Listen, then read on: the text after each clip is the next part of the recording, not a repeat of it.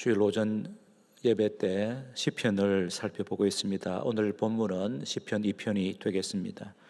설교 제목은 그리스도에게 입 맞추라입니다. 대부분의 성경학자들은 시편 1편과 2편을 시편 전체의 서론으로 보고 있습니다. 1편과 2편을 이어 낭독하면 같은 구문으로 시작하고 마치는 것을 쉽게 알 수 있기 때문입니다. 1절 시편 1편 1절에 복 있는 사람은 악인들의 꾀를 따르지 아니하며 이렇게 시작을 하고 있죠. 시편 2편 마지막 절에 보면 여호와께 피하는 사람은 다 복이 있도다. 그러니까 복이 있도다라는 구문으로 시작하고 마치고 있습니다. 시편의 핵심 주제는 복 있는 자는 누구인가인데 그 핵심 주제가 시편 1편과 2편에서 수미 상관으로 짝을 이루고 있습니다. 그래서 시편을 편집한 자들은 시편 1편과 2편을 시편 전체의 핵심 주제를 선언하는 서론격의 시편으로 배치했습니다. 어떤 사본에는 시편 1편과 2편이 하나의 시편으로 묶여 있기도 합니다. 시편 1편에서 시인은 노래합니다. 죄를 멀리하고 하나님의 말씀을 가까이 하는 자가 복이 있다. 시편 2편에서 시인은 또 노래합니다. 하나님께 피하는 자가 복이 있도다. 복이 있는 사람은 악인들, 죄인들, 오만한 자들을 멀리하는 대신에 만복의 근원이신 하나님께 피합니다. 하나님께 피한다는 것은 하나님을 존경하고 사랑한다는 뜻입니다. 하나님을 존경하고 사랑한다는 것은 하나님의 말씀을 소중히 여기고 사랑하고 순종한다는 뜻이 되겠습니다. 그러므로 시편 1편과 2편의 주제는 동전의 양면처럼 긴밀하게 연결됩니다.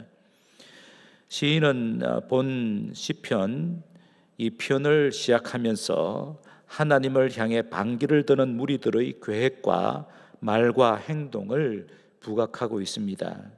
1절 2절에서 하나님을 향해 반기를 드는 무리들이 누구인지 열거하고 있습니다. 1절에 보면 이방 나라들, 민족들이 나오고 또 2절에 보면 세상의 군왕들, 관원들이 등장합니다. 이들이 하나님을 향해 반기를 들고 있습니다. 권력을 잡은 세상의 실세들이 하나님께 반기를 들고 있다고 하는 것입니다. 이들이 힘을 합하여 하나님과 하나님의 기름 부음 받은 자를 대적합니다. 2절 하반절에 여호와와 그의 기름 부음 받은 자를 대적한다라고 쓰고 있습니다. 여기 대적한다는 것은 하나님을 반역한 사탄과 한패가 된다는 뜻입니다. 하나님과 하나님의 기름 부음을 받은 자를 대적하는 자들은 신약 성경 에베소서 6장 11절 12절에서 언급한 대로 마귀의 수하에 있는 통치자들과 권세들과 이 어둠의 세상 주관자들과 하늘에 있는 악한 영들입니다. 확정하면 이들은 시편 1편 1절에서 언급한 악인들, 죄인들, 오만한 자들입니다. 이들이 화가 치밀어 올라 함께 모이하여 헛된 위를 꾸밉니다. 1절이죠. 어찌하여 이방 나라들이 분노하며 민족들이 헛된 위를 꾸미는가. 여기 꾸민다는 단어는 시편 1편 2절에서 사용하고 있는 묵상한다는 단어와 같습니다. 즉 치밀하게 연구하고 계획한다라는 뜻입니다. 그럼에도 그들이 하는 일은 헛된 일이 되고 맙니다. 헛된 일이란 소용없는 일, 실패할 수밖에 없는 일을 뜻합니다. 시편 1편 4절에서 말씀하듯이 그들이 하는 일은 바람에 나는 겨처럼 무용지물이 되고 만다는 뜻입니다. 3절을 보시기 바랍니다. 우리는 하나님을 대적하는 자들입니다. 우리가 그들의 맹 것을 끊고 그의 결박을 벗어버리자 하는도다. 이런 꾀를 서로 모의하고 있다고 하는 것이죠. 이 뜻은 하나님과 하나님의 기름 부음 받은 자에게서 벗어나자. 우리가 힘을 합하면 얼마든지 자유롭고 강대한 제국을 이룰 수 있는데 왜 우리가 하나님과 하나님의 기름 부음 받은 자를 섬겨야 하는가라는 뜻입니다. 하나님의 기름 부음 받은 자란 1차적으로 하나님께서 세우신 왕을 뜻합니다. 6절에서는 그 왕을 하나님께서 나의 왕이라고 부릅니다. 하나님께서 세우신 왕이라는 뜻입니다. 그리고 그 왕의 보좌를 하나님의 거룩한 산 시온에 세웠다고 합니다. 시온은 예루살렘이죠. 7절에서는 그 왕을 하나님의 아들이라고 말씀합니다. 7절을 보십시오. 내가 여호와의 명령을 전하노라. 여호와께서 내게 이르시되 너는 내 아들이라. 오늘 내가 너를 낳았도다. 그래서 성경학자들은 이 시편을 왕이 즉위식 때 불렀던 노래라고 생각합니다. 이스라엘의 왕은 하나님께서 세우신 왕이므로 자기 마음대로 나라를 다스릴 수 없습니다. 반드시 하나님의 율법을 따라 백성들을 다스려야 합니다. 하나님께서 이스라엘의 통치 원리와 규범으로 율법을 주셨기 때문입니다. 그런 점에서 이스라엘이 이방 나라와 구별됩니다. 하나님께서 세우신 왕이 백성들을 하나님의 율법으로 잘 다스릴 때 이스라엘은 열방을 선도하는 제사장 나라가 됩니다. 그러므로 왕이 정말 중요합니다. 하나님께서 세우신 왕은 솔선하여 하나님의 율법을 사랑해야 합니다. 그래야 시편 1편에서 말씀하는 대로 왕이 복 있는 사람이 되고 그 왕의 통치를 받는 백성들도 복 있는 사람들이 됩니다. 더 나아가 왕이 하나님의 율법을 사랑할 때 하나님의 아들이 됩니다. 하나님의 아들이 된다는 것은 하나님의 지혜와 권세와 부와 유업을 물려받는다는 뜻입니다. 그러면 그 나라가 부강하게 되지요. 하나님의 아들이 물려받게 되는 하나님의 부와 유업에 관하여서는 8절에 말씀하고 있습니다. 내게 구하라. 내가 이방 나라를 내 유업으로 주리니 내 소유가 땅끝까지 이르리로다. 하나님께서 세우신 왕에게 하나님께서 부와 유업을 물려주신다고 말씀하십니다. 그리고 그에게 하나님께서 권세를 부여하십니다. 9절이죠. 내가 철장으로 그들을 깨뜨리며 질그릇같이 부수리라 하시도다. 이 권세, 놀라운 권세를 부여받게 됩니다. 그리고 하나님께서 주시는 그 지혜는 10절에 있습니다. 그런즉 군왕들아 너희는 지혜를 얻으며 세상의 재판관들아 너희는 교훈을 받을지어다. 하나님의 아들이신 왕이신 그분에게서 지혜와 교훈을 받으라라고 말씀하고 있습니다. 이런 점에서 이스라엘의 왕이 즉위식은 국가의 중대사일 뿐 아니라 이스라엘 나라들, 이웃 나라들의 사절단이 예방하는 큰 축제였습니다. 국내의 대신들과 백성들은 물론 외국의 사절단으로 참여한 귀빈들 모두는 즉위하는 왕에게 최대의 경의를 표하는 것이 마땅합니다. 그런데 앞서 말씀드린 대로 즉위하는 이스라엘의 왕에게 반기를 들은 무리들이 거세게 일어났습니다. 지금 즉위하는 왕이 통치 기반을 구축하기 전에 속히 반역을 행하자는 것입니다. 그런 무리들을 하나님께서 비웃으십니다. 4절입니다. 하늘에 계신 이 하나님께서 비웃으시며 주께서 그들을 비웃으시리로다. 그리고 5절에서는 분을 발하시며 진노하신다고 말씀하십니다. 그래서 12절에는 그 진노가 임박하여 곧 그들이 망할 것이라고 말씀하십니다. 그러므로 그들이 살 길은 하나밖에 없습니다. 하나님께 피하는 것입니다. 그것이 12절이죠. 12절의 마지막에 여호와께 피하는 모든 사람은 다 복이 있도다. 그것도 속히 피해야 합니다. 그러면 어떻게 하는 것이 하나님께 피하는 것일까요? 11절에 말씀하고 있습니다. 여호와를 경외함으로 섬기고 떨며 즐거워할지어다. 이것이 바로 하나님께 피하는 것입니다. 동시에 하나님의 아들이신 왕에게 입을 맞추는 것입니다. 12절입니다. 그의 아들에게 입 맞추라고 말씀하십니다. 여기 입 맞추라고 하는 것은 즉위하는 왕에게 최대의 경의를 표하라라는 뜻입니다. 풀었으면 몸과 마음을 다해 사랑하고 순복하고 즐거워하라는 뜻입니다. 구약 성경을 살펴보면 하나님께서 세우신 이스라엘의 왕들 모두가 완전하지 못했습니다. 당대와 후대의 성군으로 추앙을 받은 다윗 왕조차도 하나님의 율법을 어겼습니다. 그러므로 시편 2편에서 언급한 하나님께서 세우신 왕, 하나님의 아들이신 왕은 구약의 백성들이 고대했던 메시아를 뜻한다고 보아야 합니다. 그래서 구약의 이스라엘 백성들과 신약의 성도들은 이 시편 2편을 메시아를 대망하는 시편으로 이해했습니다. 메시아가 히브리어로 기름 부음을 받은 자라는 뜻입니다. 헬라어로는 그리스도입니다. 그래서 오늘 설교의 제목을 그리스도에게 입맞추라라고 정했습니다. 사도 바울이 1차 전도 여행 때 비시디아에서 복음을 전했습니다. 비시디아는 터키 남부입니다. 그때 오늘 본문의 7절을 인용하면서 예수님이야말로 하나님께서 보내시겠다고 약속하신 바로 그 메시아라고 밝혔습니다. 사도행전 13장 32절에서 33절입니다. 우리도 조상들에게 주신 약속을 너에게 전파하노니, 여기 조상들에게 주신 약속이란 구약 성경의 메시아 예언을 뜻합니다. 조상들에게 주신 약속을 너에게 전파하노니 곧 하나님이 예수를 일으키사 우리 자녀들에게 이 약속을 이루게 하셨다 함이라. 시편 둘째 편에 기록한 바와 같이, 지금 우리가 지금 시편 2편을 보고 있지 않습니까? 기록한 바와 같이 너는 내 아들이라 오늘 너를 낳았다 하셨고 라고 쓰고 있습니다. 이것이 바로 오늘 본문 7절이죠. 7절에 내가 여호와의 명령을 전하노라. 여호와께서 내게 이르시되 너는 내 아들이라 오늘 내가 너를 낳았도다. 이 본문을 인용하면서 바로 예수에게 성취되었다라고 말씀하십니다.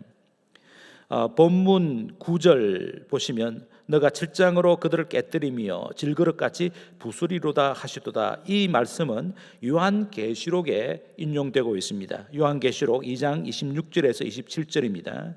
예수님께서 두아디라 교회에게 주신 말씀입니다.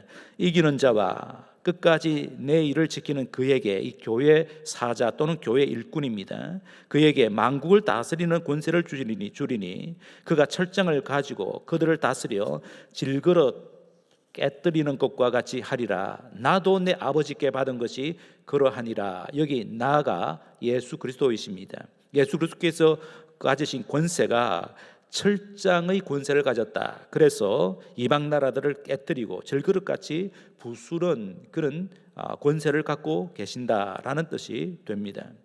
다니엘서 2장을 보면 주전 6세기경에 근동을 제패한 바벨론의 왕 느부갓네살이 꿈을 꾸었는데 무슨 꿈을 꾸었는지 생각이 나지 않았습니다. 크게 번민하는 왕에게 다니엘이 나서서 왕이 무슨 꿈을 꾸었는지 알려주었습니다. 다니엘서 2장 34절에 35절입니다. 또 왕이 보신 적 손대지 아니한 돌이 나와서 신상의 쇠와 진흙의 발을 쳐서 부서뜨리매 그때에 쇠와 진흙과 녹과 은과 금이 다 부서져 여름 타작마당의 겨같이 되어 바람에 불려간 곳이 없었고 우상을 친 돌은 대산을 이루어 온 세계에 가득하였나이다. 이 꿈을 다니엘이 이렇게 해석합니다. 다니엘서 2장 44절 45절입니다.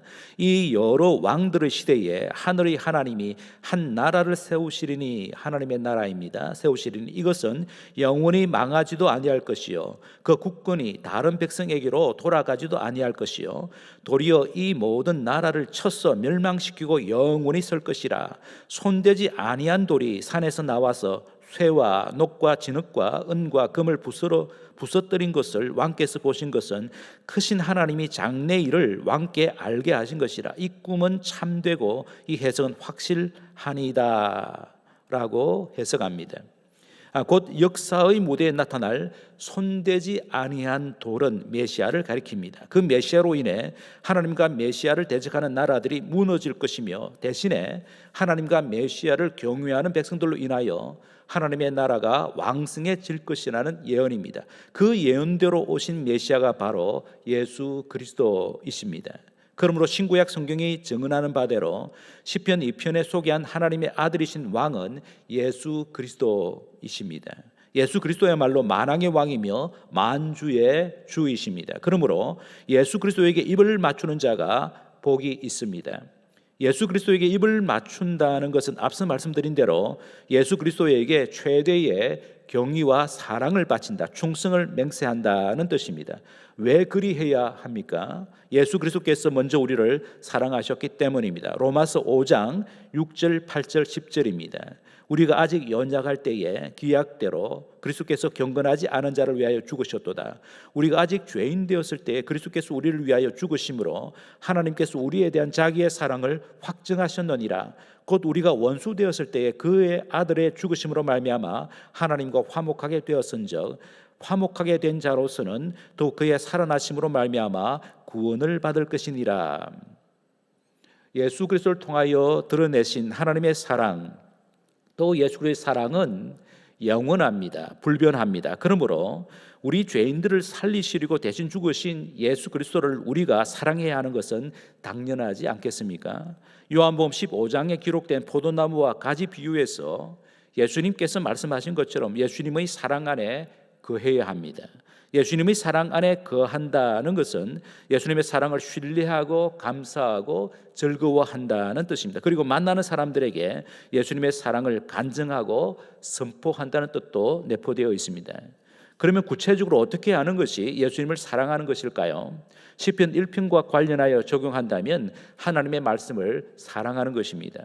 요즘 새벽 기도회 때에 요한복음을 살펴보고 있는데 요한복음을 기록한 사도 요한은 성자 하나님을 태초부터 계신 말씀이라고 선언하면서 요한복음을 시작하고 있습니다. 그 말씀이 성육신 하셨는데 그분이 바로 예수 그리스도라고 말씀합니다. 즉 예수 그리스도가 영원한 하나님의 말씀이라는 뜻입니다. 그러므로 기록된 하나님의 말씀으로서의 신구약 성경은 영원한 하나님의 말씀이신 예수 그리스도를 계시하는 책입니다. 성경은 예수 그리스도가 누구신지, 무슨 일을 하셨는지, 앞으로 무슨 일을 하실 것인지, 그 예수 그리스도를 우리가 어떻게 섬겨야 하는지를 명확하게 알려줍니다. 그러므로 하나님의 말씀을 사랑하는 자는 하나님 말씀의 실체이신 예수 그리스도를 사랑하지 않을 수 없습니다. 그 예수 그리스도에게 입 맞추지 않을 수 없습니다. 그래서 설교 시작에 말씀드렸듯이 시편 1편과 2편은 긴밀하게 연결된 시편 전체의 서론이라고 볼 수 있겠습니다. 4세기의 위대한 신학자였던 어거스틴은 시편 1편 1절 2절을 주석하면서 이렇게 단언했습니다. 아담 이후로 이제까지 시편 1편 1절 2절을 걸맞게 시편 1편 2절에 1절 2절에 걸맞게 산 사람은 예수 그리스도밖에 없다라고 말씀했습니다. 복 있는 사람은 예수 그리스도밖에 없다라고 그렇게 정의를 내리고 있습니다. 구약 시대의 유대인들은 시편 1편 1절과 2절을 읽을 때에 당연히 메시아를 떠올렸을 것입니다. 장차 오실 메시아가 어떤 삶을 살 것이며 그 메시아로 인해 자기들이 어떤 복을 받을 것인지 기대했을 것입니다. 대표적으로 메시아 예언 가운데 이사야 선지자의 여호와의 종의 노래를 들 수 있겠습니다. 이사야 53장 10절 11절입니다. 여호와께서 그에게, 여호와의 종 메시아입니다, 그에게 상함을 받게 하시기를 원하사 질고를 당하게 하셨은즉 그의 영혼을 속건 제물로 드리게 이르면 그가 씨를 보게 되며 그의 날은 길 것이요 또 그의 손으로 여호와께서 기뻐하시는 뜻을 성취하리로다. 그가 자기 영혼에 수고한 것을 보고 만족하게 여길 것이라. 나의 의로운 종이 자기 지식으로 많은 사람을 의롭게 하며 또 그들의 죄악을 친히 담당하리로다. 이사야 선지자가 노래한 바로 그 메시아가 예수님이십니다. 때가 되어 예수님께서 이 세상에 오셔서 하나님의 말씀을 온전히 순종하심으로써 하나님의 뜻을 성취하셨습니다. 그로써 예수님을 믿고 영접하는 자들에게 큰 복이 임했습니다. 그러하기에 하나님의 말씀의 실제이신 예수 그리스도 안에 거하면 복 있는 사람이 됩니다. 예수님께서 친히 제자들에게 약속하셨습니다. 요한복음 15장 5절입니다. 나는 포도나무요 너희는 가지라. 그가 내 안에 내가 그 안에 거하면 사람이 열매를 많이 맺나니 나를 떠나서는 너희가 아무것도 할 수 없음이라. 예수님께서 생수의 권원이시기 때문에 예수님께 붙어 있기만 하면 물가에 심겨진 나무처럼 철을 따라 열매를 풍성히 맺습니다. 예수님께 붙어 있기만 하면 인생 최고의 열매인 성령의 열매를 풍성히 맺습니다. 예수님께서 마르지 않는 성령의 생수, 말씀의 생수를 부어주시기 때문입니다. 그런데 우리가 성령의 열매를 맺어야 할 이유가 무엇일까요? 그래야 세상을 살릴 수 있기 때문입니다. 성령의 열매가 가장 필요한 곳이 세상이 아니겠습니까? 그런데 우리가 살려내야 할 세상이 어떤 곳입니까? 오늘 본문 1절에서 3절에서 살펴본 대로 하나님과 예수 그리스도를 대적하는 세상입니다. 세상은 하나님과 예수 그리스도를 따르는 성도와 교회를 조롱합니다. 마귀의 관계에 놀아나고 있습니다. 어두움의 악한 영들이 날뛰고 있습니다. 불의한 정치 권력과 종교 권력, 불공정한 경제와 난잡한 문화가 총동원하여 하나님과 예수 그리스도에게 반기를 들고 있습니다. 하나님의 교회를 허물기 위하여 집요하게 유혹하고 위협하고 있습니다. 패역한 세상입니다. 어떻게 하면 패역한 세상을 살릴 수 있을까요? 예수 그리스도를 따르면 됩니다. 성도와 교회가 예수님의 증인이 될 때 세상을 살릴 수 있습니다. 우리가 십자가를 지신 예수님의 뒤를 따르는 제자임을 말과 삶으로 드러낼 때, 즉 십자가의 복음을 증언할 때 세상을 살릴 수 있게 됩니다. 예수님께서 지신 십자가는 어떤 십자가였습니까? 골로새서 2장 13절에서 15절까지 사도 바울이 십자가가 어떤 십자가였는지를 말씀하고 있습니다. 또 범죄와 육체의 무할례로 죽었던 너희를 하나님이 그와 함께 살리시고, 그는 예수님이십니다. 예수님과 함께 살리시고 우리의 모든 죄를 사하시고 우리를 거스르고 불리하게 하는 법조문으로 쓴 정서를 지우시고 제하여 버리사 십자가에 못 박으시고 통치자들과 군세들을 무력화하여 드러내어 구경거리로 삼으시고 십자가로 그들을 이기셨느니라고 말씀합니다. 예수님의 십자가에서 우리 인생들과 세상을 속박하고 있는 죄와 율법과 죽음과 사탄의 실상이 낱낱이 드러났습니다. 예수님이 지신 십자가에서 세상의 정치 권력과 종교 권력이 얼마나 불의한지, 그 배후의 조종자로 있는 사탄의 관계가 얼마나 교묘한지 그 모든 전말이 밝히 드러났습니다. 사탄의 관계는 하나님의 아들이신 예수님을 거짓으로 모함하여 죽이는 것이었습니다. 그 사탄의 관계에 빌라도와 헤롯과 이스라엘의 종교 정치 지도자들이 다 넘어갔습니다. 군병들과 군중들도 동조했습니다. 온 세상이 하나가 되어 예수님에게 온갖 폭력을 가했습니다. 그때 예수님께서는 그 사악한 폭력에 대항하여 어떠한 폭력도 행사하지 않으셨습니다. 12영 더 되는 천군 천사를 불러오실 수 있으신 예수님께서 그 권세를 사용하지 않으셨습니다. 대신에 그들의 무지함을 용서해달라고 하나님 아버지께 기도하셨습니다. 그리고는 십자가에서 죽으셨습니다. 그 결과로 모든 악한 세력의 정체가 밝히 드러났습니다. 예수님께서는 홀로 그 세력에 당당히 맞서서 하나님의 뜻을 이루셨습니다. 이것이 십자가로 말미암은 완벽한 예수님의 승리였습니다. 교회는 예수님의 십자가 승리를 믿고 그 길을 따르는 자들의 공동체입니다. 예수님처럼 하나님 아버지의 뜻에 절대적으로 충성하는 공동체입니다. 하나님의 뜻과 예수님께서 걸으셨던 삶의 방식을 따를 때 삼위 하나님의 은혜로 반드시 승리하게 될 것을 믿는 공동체입니다. 이것이 성도와 교회가 이 세상에 보여줘야 할 거룩한 공동체의 모습입니다. 교회는 예수님의 십자가의 복음을 말과 삶으로 증언하는 공동체여야 합니다.